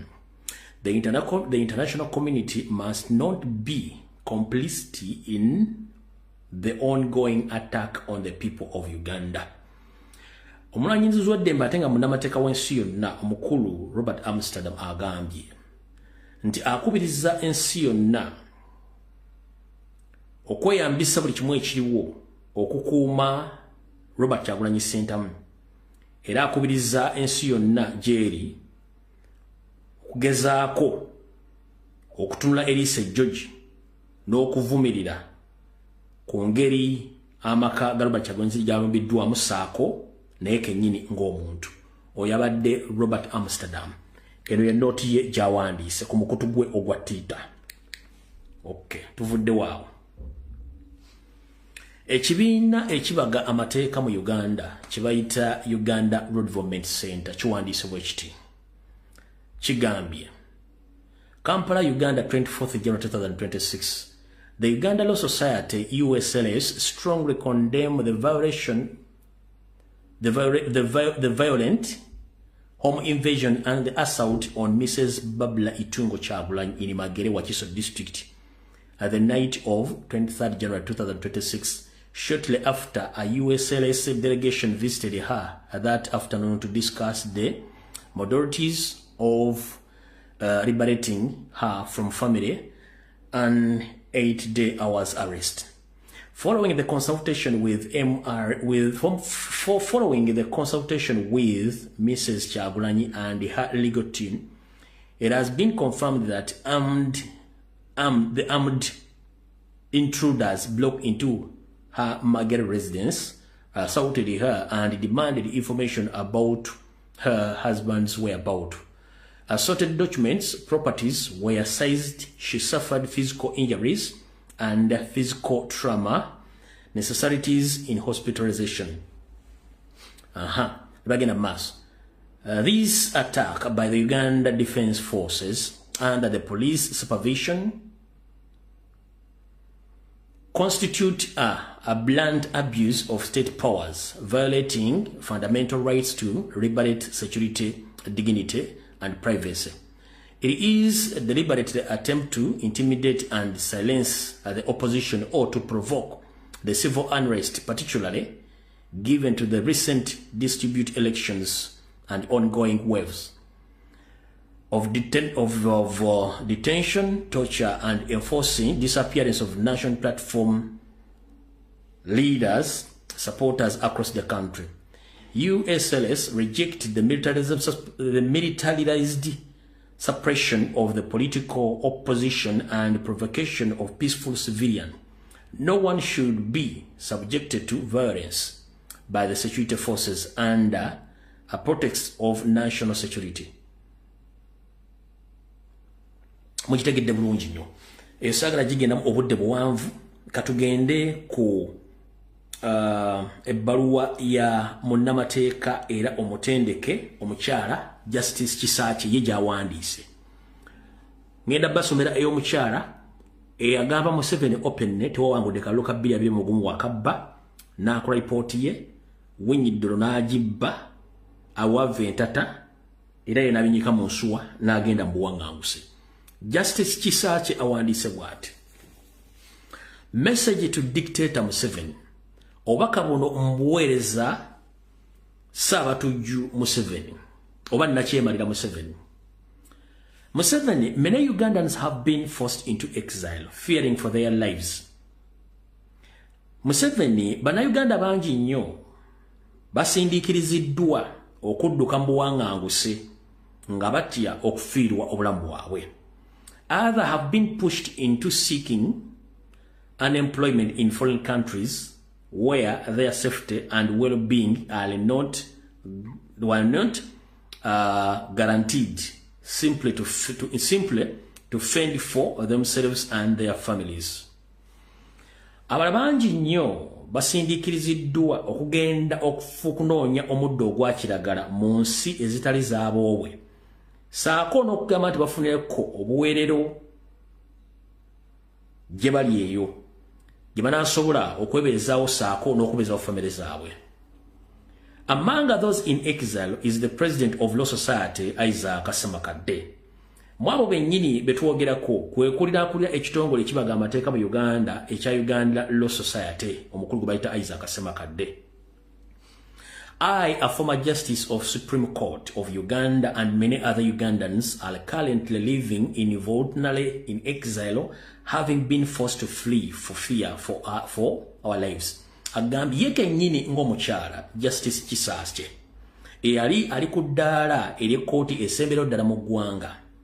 N'abala bangi nnyo bannayuganda kati abadduka nga tebeeyagalidde okugenda mu buwaŋŋanguse nga basindikiriziddwa olw'okuba nti obulamu bwabwe bwali matigga. Your election win was secured in darkness in the midst of nationwide internet shutdown. Obuwanguzi bwo bw'ogamba nti wabufunidde mu kizikiza mu bintu ebingi ebyagenze mu maaso okwetola eggwanga lyonna omulina okuggyako amayengo g'empuliziganya aga intaneti.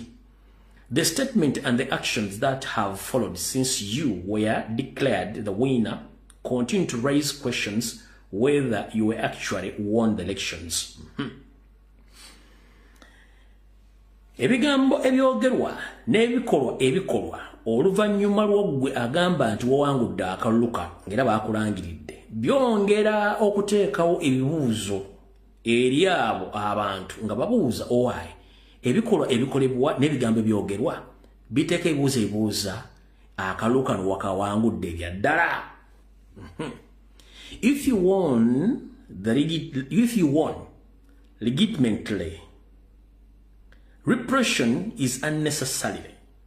Bw'oba ekituufu owangudde nga bw'ogamba okunyigiriza be wawangudde kyetaagisa.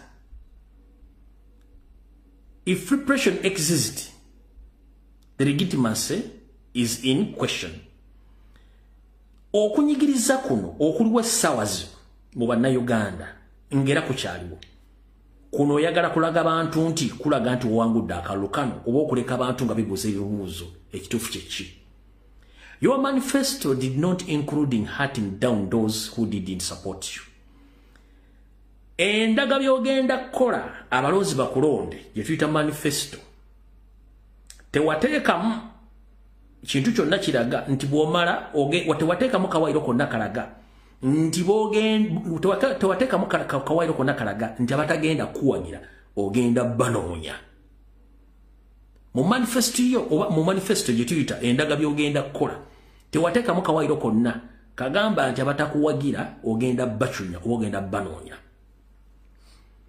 Elections in any democratic country are competitive.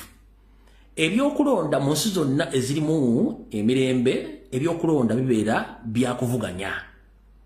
They are always people who support the candidate who emerges as the winner and those who support other candidates in the race.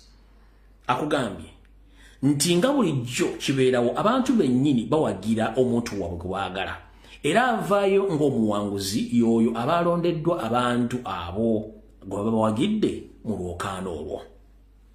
So in Uganda, different from other countries. Mu Uganda wattu kyanjawulo okusinziira ku nsi endala nga bwe bakiraba essaawa zino. Did you expect all Ugandans voters to vote you? Nyandi Osoferi just kisa kya kubuuza nti gwobadde osuubira nti bannayuganda bonna bagenda kulonda kyekibuuzo kyabuuza. Is there any country where that happens? Nakubuuza nti waliwo ensi yonna by'oli mu kukola gye bibeera mu kulonda nga n'okulonda kuwedde? Tugenda mu maaso. Museveni, you spend many years fighting for freedom. Nyandi Yosoferi mbu wamala emyaka mingi nnyo ng'ogamba olwanirira ddembe. You have been in leadership for 40 years. Obadde mu bukulembeze wattu emyaka 40. The country is working on the roadmap you set in motion when you took over power by the gun in 1986. Ulira. Hagebe what? Obadde mu bukulembeze okumala emyaka 40. Eggwanga olitambuza olizza mu mbeera gye walisangamu ng'otuta obukulembeze mu 1986 ng'okozesa amaanyi g'emmundu, which resulted into the 1995 Constitution of Uganda that came into effect under your leadership. Wakozesa emmundu mu 1986 ng'ovumirira ebikola ebyaliwo. Kino kyavaamu gwe kennyini n'oteekawo ssemateeka wa 1995 bannayuganda kwe batambula era n'atandika okukola mu bukulembeze bwe mpaka olwaleero. Mr. Museveni, it said you were born a Ugandan like the citizens now living in fear. Nyandi Osoferi wagamba nti wazaalibwa mu Uganda nga bannayuganda abalala bonna, naye lwaki bannayuganda bali mu kutya essaawa zino? Abalala bali mu makomera, abalala bagenze mu buwaŋŋanguse. Uganda is our only country. Uganda yensi yokka ffe gye tulina. We did not choose to be born in Uganda, but we must live in our motherland. Ffe munnange tetwesalirawo kuzaalibwa mu Uganda. Wabula tulina kubeera mu Uganda kubanga yensi eyaffe enzaaliranwa mwe twazaalibwa. I write to you as a citizen dressing a leader. Nkuwandiikidde nga nze munnamateeka. Nkuwandiikira ng'omuntu munnansi. Okitegedde bulungi nnyo? You control the army, the police, electoral commission, state institution, where the control comes from responsibility. Akugambye nti ebintu byonna bikuli mu ngalo era gwe obivunaanyizibwako. Omuli amagye, poliisi, ekitongole ekikwasaganya mu kubba obulo mu ggwanga, n'ebitongole ebikola ebitongole by'eggwanga byonna ebya gavumenti, gwe obiri mu mitambo era gwe obiddukanya era gwe olina obuvunaanyizibwa bwabyo. Please put our house Uganda in order by nze nga Justice Kisakye nkugamba teeka eggwanga lyaffe mu nkola oba mu nnambika entuufu eggwanga mulina okutambulira. N'amuwandiikira enkola zino wammanga. Esooka, restore the rule of law so that Ugandans can live without fear. Wattu Nnyandi Osofere, Chief Justice Kisakye akugambye, zawo enfuga y'amateeka. Bannayuganda bonna basobole okweyagalira mu nsi yaabwe nga tebatidde y'ensooka esooka. Ensengo ey'okubiri, to stop abuses by the security forces and ensure all state institutions act within the law. Yimiriza bunnambiro nnyo abitongole by'okwerinda okulinnyirira eddembe ly'abantu n'ebitongole byonna ebya gavumenti bibenga bikolera mu mateeka. Y'ensonga ey'okubiri. Ensonga ey'okusatu, allowing all citizens and political actors to exercise their constitutional rights without fear. Mu bunnambiro leka bannansi bonna saako bannabyabufuzi bonna babizannya wattu beegazaanye bulungi nnyo nga beeyambisa constitution yaabwe saako n'eddembe lyabwe nga tebalina kutya kwonna mu ggwanga bwe batudde. Ensonga ey'okuna, returning the country to the constitutional governance where the courts functions independently, political activities is under lawful, citizens are not punished, exiled, imprisoned, silenced, forced their political view. Akugambye za eggwanga lidde nga lifugibwa ku ssemateeka omutuufu, nga ekooti zikola bulungi nnyo era nga zeeyimiridde busimbalaala, bannabyabufuzi nga babizannya bulungi nga beeyambisa amateeka, bannansi nga tebabonerezebwa n'okusindiikirizibwa okgenda mu nsi mu buteeyagalidde mu nsi za Bulaaya okudduka, saako okusiba abantu bonna abatalina misango n'okunyigiriza abantu obutabaako kye boogera mu nsi yabwe okubaziba emimwa olw'okuba nti balina endaba ya njawulo nnyo ku byobufuzi nga ggwe bw'obiraba. Ensonga ey'okutaano, stop labeling political opponents and other supporters as terrorists or as confused. Lekerawo mwattu okulaba bannabyabufuzi abalala ng'abalabe bo saako n'ababawagira okubafuula abatujju oba okubalita nti bo kibaliko tebakitegeera. Ensonga y'omukaaga, stop the violation and the killings. Lekeraawo obutabanguko n'okutta bannayuganda. You must ensure that all suspects are handled through lawful arrest and tried before competitive courts, not executed by security forces. Akugambe Justice Kisakye. Fuba okulaba nti abantu bonna b'osuubiriza nti balina emisango gye bazizza bakwatibwe bulungi nga bayita mu mateeka. Era batwalibwe mu makooti gabasalira emisango so si bitongole byakwerinda kwegazaanya ng'ekigotta entula ate bo okubasalira emisango battira n'okubatta n'okubatulugunya nga tebayise mu mateeka ga kooti. Ey'omusanvu, stop abduction of opposition leaders. Lekera obunnambiro okukwata abantu bonna abali ku ludda olw'okuvuganya kikomye bunnambiro. Ensonga y'omunaana, stop terrorizing Ugandans who support political parties. Mu bunnambiro yimiriza okukwata abawagira ebibiina ebivuganya oba ebibiina ebirala ekitali kyo ekya NRM kikomye bunnambiro okubafuula batujja oba okubaconya. Tugenze mu nsonga y'omwenda, stop the siege on your political rivals. Lekera obunnambiro nnyo okulinnyirira okumalako emirembe saako n'okubalumba n'obaliisa akakanja bannabyabufuzi abakuvuganya naddala ng'olumbye amaka gaabwe. Ensonga ey'ekkumi, stop labeling political opponents as terrorists. Lekera obunnambiro nnyo abantu abakuvuganya abatali ba kibiina kyo okubafuula abatujju. Ekigambo kibi nnyo. Wansi n'afundikira ebbaluwa yo ng'egamba Uganda deserve dignity, Uganda deserve justice, Uganda deserves peace. eggwanga Uganda lyetaaga ekitiibwa kyalyo kiddizibwewo. Eggwanga Uganda lyetaaga okuba nti liramulirwa mu mateeka era lyetaaga abantu benga bayisibwa kyekimu okufuna obwenkanya. Eggwanga Uganda lyetaaga emirembe. N'afundikiranga for God and my country, Justice Dr.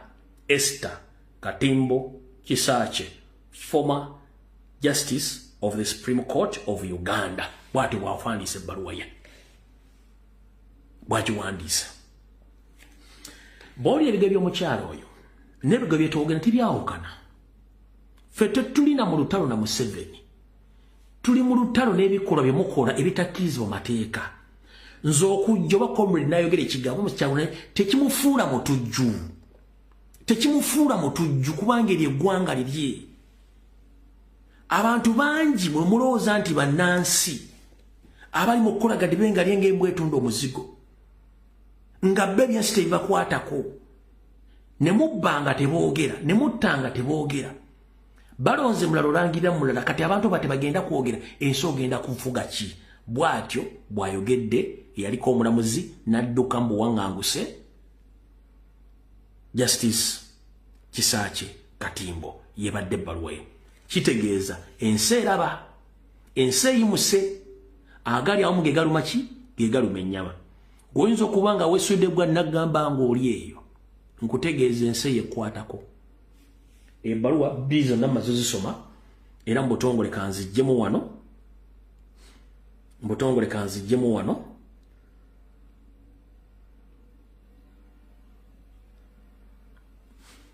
Kati esigadde eddakiika 23. Mu ddakiika zino 23 jonna bawadde information naye mbagamba ngenda baleetera party 2 yeruwa. Nabagambye ku Fire Hotel bannabyabufuzi bonna abadde bagamba nti bali mu opposition bakoze endagaano gye bayita memorandum of understanding ne Museveni. Ne mbagamba ati balamu bagenda fuka minister ambagenda sigala mu opposition naye saaji bamaliddeyo kati nfunye full version ya information eyo. Tuula okkalire owulire bulungi nnyo. Era mu bintu bye ngenda okusoma Ssaalonga Mulenga ejja mutaaginge. Buno bubaka bumala bwogera mmanyi buli muntu agenda tegeera kyekigenda kugenda mu maaso nga sinasimbula information ene eddako. Nsaba okuluma kutukwa Ssaabasajja Kabaka Ronald Mwenda Mutebi II taata wonna woli nkulamusizaako nga eggwanga lyakamala okwegaana Abaganda mannya abadde baasibwa Mengo mu kye tuyita Parallel State ng'efugirako Museveni nga Abaganda bamaze obbeegaana bonna ate bennyini betwegaanye Museveni agenda bakozesa ng'akolagane Mayiga okuddamu okuzimba empagi endala zibeere nga zisibuka Mengo okutandika okukolera Museveni nga tulowooza nti opposition. Ssaabasajja Kabaka nkulopedde ng'obudde bukyali nti Mengo yonnyini ng'egenda kuyambibwako Mayiga yegenda okuddamu okuzimba empagi empya ezigenda okuyambako Museveni okufuga. Simanyi oba n'atuukayo kuba zino empagi enkadde mwazisudde ne bano bajja kubeera mu kateni. So bwe muli ekintu kyonna ekivudde Mengo simanyi baleese ono simanyi ono ani simanyi kati ono yaaliwo byonna bipulaninge bulungi nnyo. Tuula okkalire mu ddakiika ezisigadde kankusomera information eno. Tugenze mu maaso.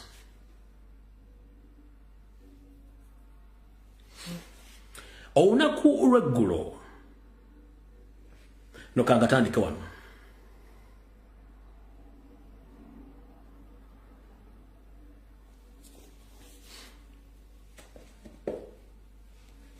Kangatandike wano muwule bulungi nnyo. Mu meetingi ya Museveni n'ab'ebibiina by'obufuzi abakolagana naye era abadde bakulembeddwamu Mathias Mpuuga Nsamba, Saddam Gayira oyo nambagamba dda naye oyo yatuuse ng'obudde bugenze era ne Mao naye yatuuse obudde nga bugenze naye Siranda n'embidde babadde batuuse bukyali. Asumani basalirwa ye teyabaddewo.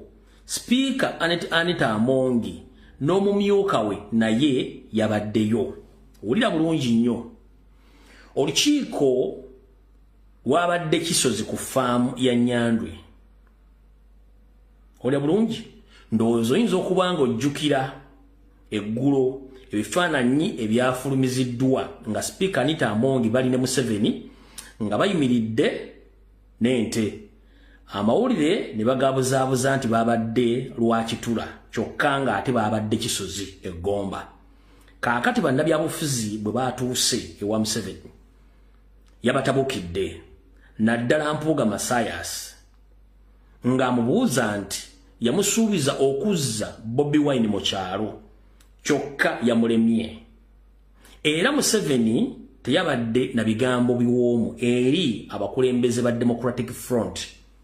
Naye Abedi Bwanika yasabye Museveni nti mukama waffe tukusaba obeere mugumu.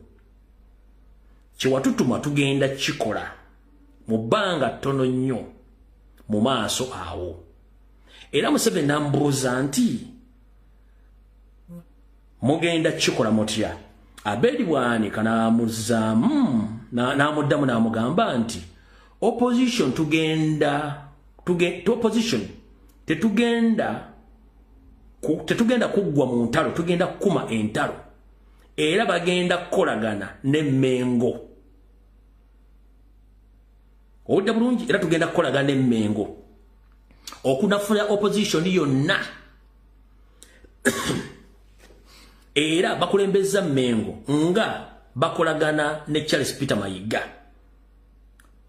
Abedi Bwanika yagenze mu maaso n'asaba Museveni akkirize Speaker Anita Amongi abawe ensimbi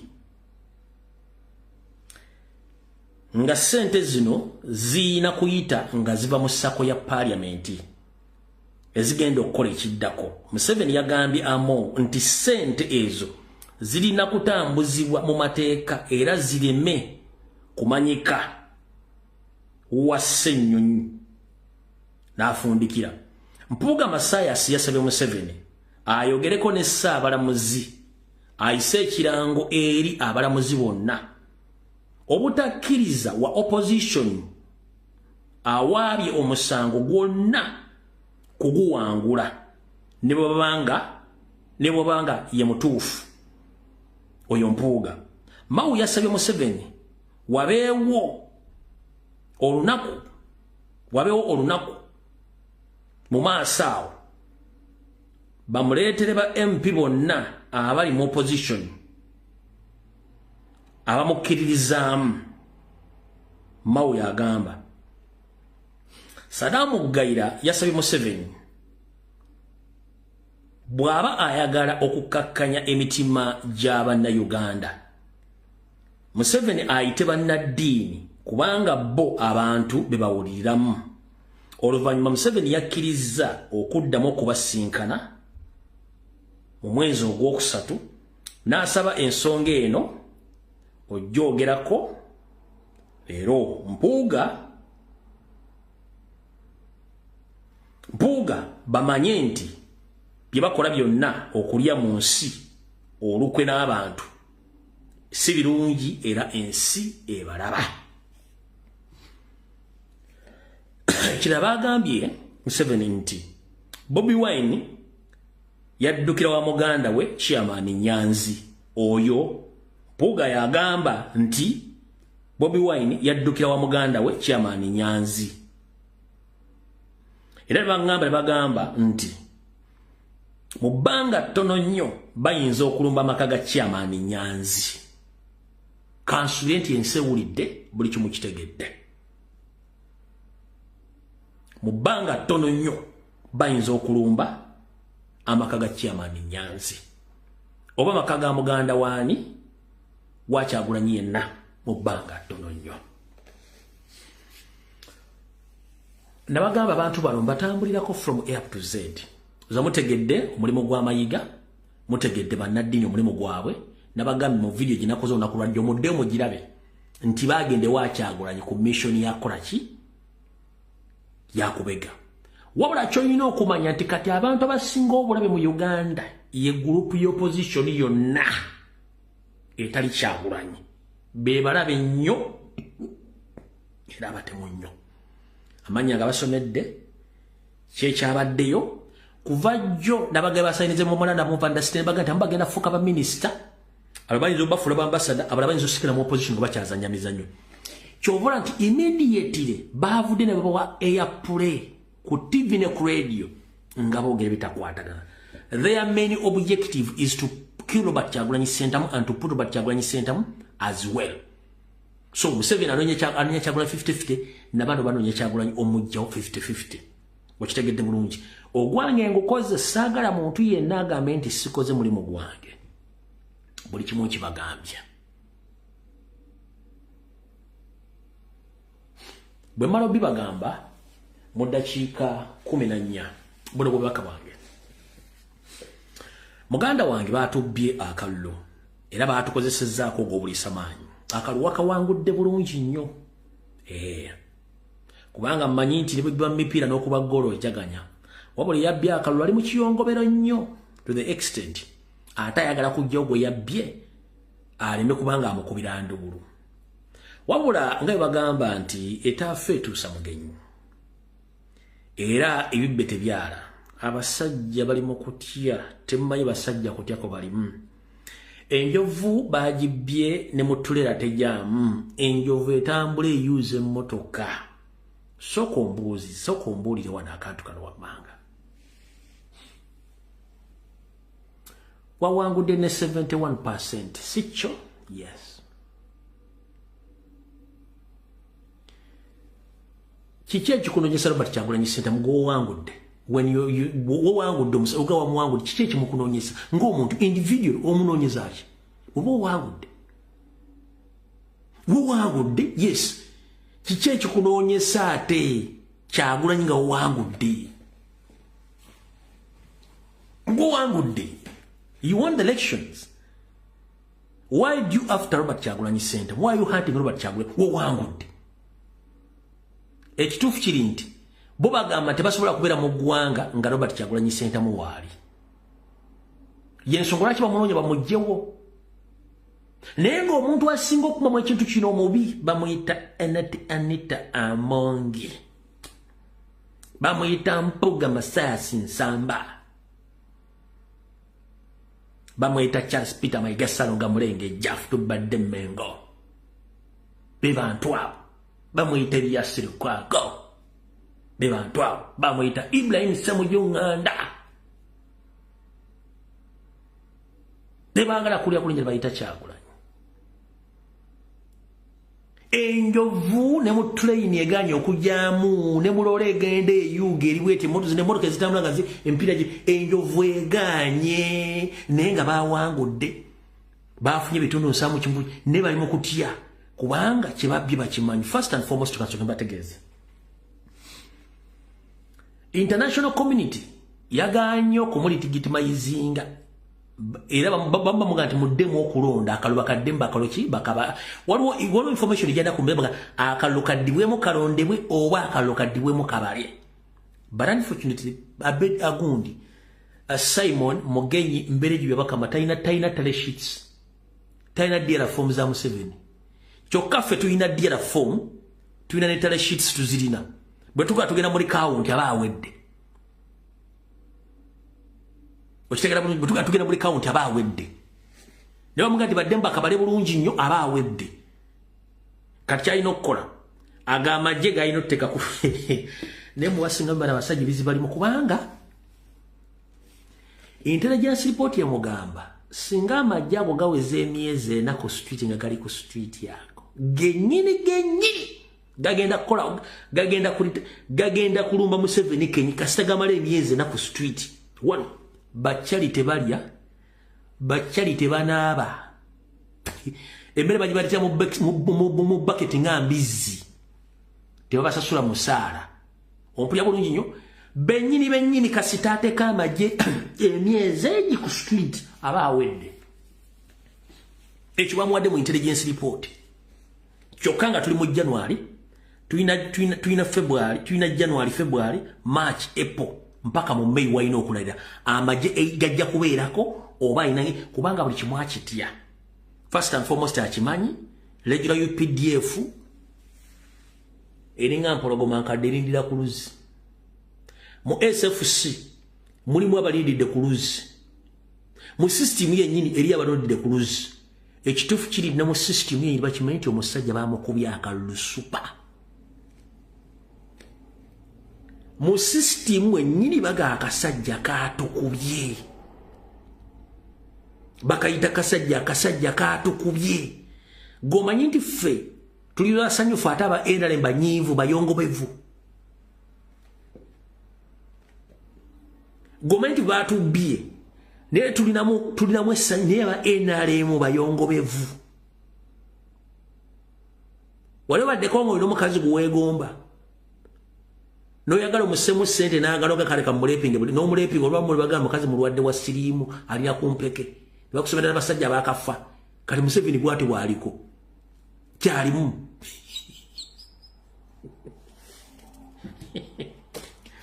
Yaye ekiwala kiri awo akiwala yakikwana ekigaana. Ekiwala nga kyegirisa ku kyalo. Nagezaako kikwana ate kamusene kigaana agago nja kukwata bukwasi n'akikwata. Amalo kikwana mugamuna. Mukazi gwakutenga mulwadde nnyo. Atambulira ku mpeke. Ojjukira kyaliwo egindi yali boyfriend we yafa. Ojjukira kyaliwo foli nti yali boyfriend we yafa. Ojjukira nti yafa. Ogambira wawe yanfudde kati Museveni yembeera gyalimu. Yakutte ekiwala. Ekiwala kimufuukidde ekiwala. Yembeera gye bali bonna. Ekiwala kyegombedde ebbanga n'akikwana ekigaana. Nakiteeka Museveni kati yasooka nkikwate bukwasi. Bamala kikwata n'agamba obwegudde nakikutte nanyumiddwa. Agenda bakira banyumiza nti ekikazi nakikutte omugaji wakutte ekikazi nti tufudde. Ko mukazi abaana bonna bakuna amazzi ku bonna balwadde yabasigadde sina ekiki. Kanali mukuba mulanga. Okumanya ali mukutya. Omusajja oyo okumanya n'ekimogoba kinene nnyo. Wano jjukira ayiika Windows. Tekibangawo mu history wa Uganda. N'oddira n'olonda Chief Justice mu nnaku 2. N'olonda Chief Justice nga tayise mu vetting committee ya Parliament. Yalonze Chief Justice nga tayise mu vetting committee ya Parliament. Ekitabangawo Chief Justice n'alera ku Saturday olunaku olutali official. Teyayise mu Parliament vetting. Yalayiridde mu nnaku ezitali ntuufu. Ate yalayiridde mu private property ya Museveni erwakitula. Ebintu byonna byakola biri out of the law. Byonna byakola. Chief Justice yamuloze tali mateeka. 1. Teyayise mu vetting ya Parliament. Secondly, yamulayiza ku lunaku lw'omukaaga ekitakkirizibwa. Thirdly, yamulayiza mu kifo ekikyamu. Kati abasajja bali mu paniki. Nemmwe bino ebitumulowooza byakusaaga. Mujja kulabako nga basusa omuntu bakyusa amawulire. Gwe kyoba olina okumanya waliwo diversions bakuliyetinga essaawa yonna ezagala okapyalinga media. Bajjewo ekyakyagulanyi n'ekya Babi n'ekyokumenya enjuyi na buli kimu. Baagala kuliyetinga diversion super. Naye mbagambye nti baagala kusetinga tera mu regions ze Uganda bakirikinge ku Kyagulanyi.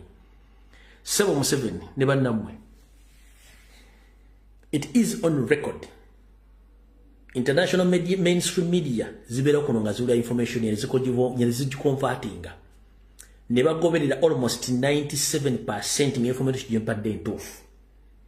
Mugeze mu setting tera mu zilinkinge ku Kyagulanyi information nga nagiwa guno gonna omwezi n'oguwedde. Visible nga n'obujulizi bwe buli. Muwere ekibiina kya National Platform mukwate Kyagulanyi nti terrorist. Musetting ebbomu terrorizinga abantu. Essimu eri nkubirwa wano nja kuba obujulizi bwonna. Ne mwansi musibidde bwereere era ensi ekimanyi era buli bakimanyi. Ensi egenda bakuname buli kimu kuname nga muli bwereere ekyo nkibabuulire. Museveni Windows mie banita amonge bakosa advantage ngaji jo wana mati yika madinisa bamukosa buli kibaagala nenga Windows zakola ki zagwako. So oyo tabalimba mwa ina intelligence tebalina intelligence baliwo for God of my country kibaliko bakesa lukyanga kuya muhozi kubaye mutamivu ali ku kyalo okitegedde ekirala kino kankifundikira nakyo kino njagala mu kitwale esigadde kikameka njala fundikira nakyo munkotinge bulungi nnyo sagala mu kyusebege bengenda kwogera mu kiwuliriza mu 1908 oba mu 1979 ebintu bingi byakolebwa ne basaba na Uganda okusituka to raise up okulwanyisa government ya Amin abantu baagaana. Nkuwa point of reference mu 1907 nga Museveni akola ebikolobero nga dduga za Amin basaba ko bana Uganda okusituka baagaana. The only chance Museveni yali alina kugenda Tanzania tekolaga na Museveni. Kenya nga tekolaga na Tanzania tekolaga na Amin. Kenya tekolaga na Amin. Nense zomula nga tezikolaga na Amin. Museveni nafunayo base. N'abale bafunayo base okulwanyisa government yani ya Amin. Era bakozesa mundu. Mu 1908 nga bataddewo okulonda babba akalulu banna Uganda baagaana okusituka. Celebrating nga tuba celebrating still baagaana okusituka against Obotezi government. Paulo Muwanga ne banne batekinga decision ne bagamba katubuliza tubudizo Obotenga Paulo Muwanga nga semugere ya wangula. Baagaana okusituka. Mu 1908 baagaana okusituka. Museveni yena agenda nakwate mundu ko kwali okusituka kwe. So history repeats itself. Banna Uganda si basituse. Batya naturally balina akatengo. So sagala munenye banna Uganda kubanga banna Uganda si basituse. Mu Uganda tembera nga muri bilioni zali Kenya na Tanzania. Achiwakanya nedda kikaliemu njagala ogambe byenjogedde nga nfundikira bituufu oba nedda kuba bino tusoma history n'emyaka twali waawo. Banna Uganda si basituse kubanga Uganda teyali mu rebellion yali Kenya endala Tanzania.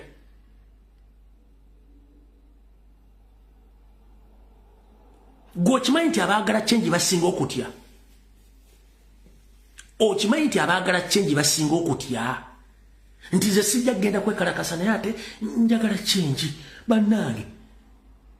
Eriyo n'abatidde okwogera bannange bagenda tukwata n'okutya nakwo n'okwogera okutidde.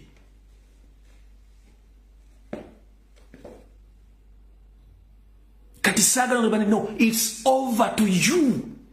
Abasobola okukozesa other way kyovula nagudumidde abantu bawandika amabaluwa balumbezi w'ofiisi omusingo tugulina kubanga ne Museveni yateekayo omusingo n'aguwa bazungu n'omusaplaying emmuno omuwa buli kimu n'agenda mu nsiko Abaganda ne bamuyamba.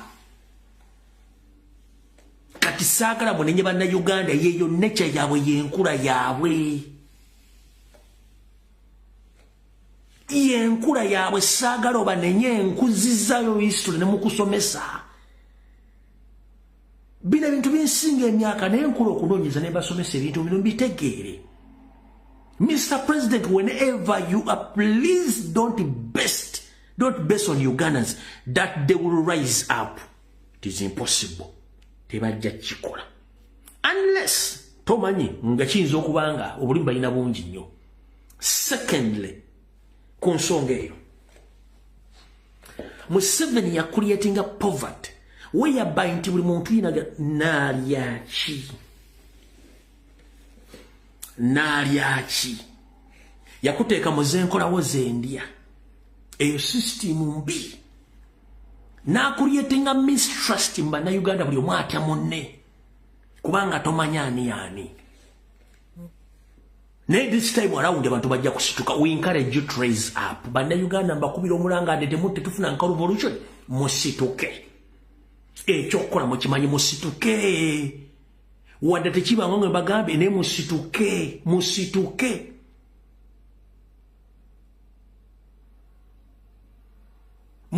bannange musituke wadde kibanga wo kituuke kubanga eno twagala kwenula kujja kubagwira abatugwira mu nsi yaffe mukitegedde bulungi kulwa Katonda n'ensi yange ebiwooma biggwa byokya mukama 19 tujja sika lunaku lwonna mweraba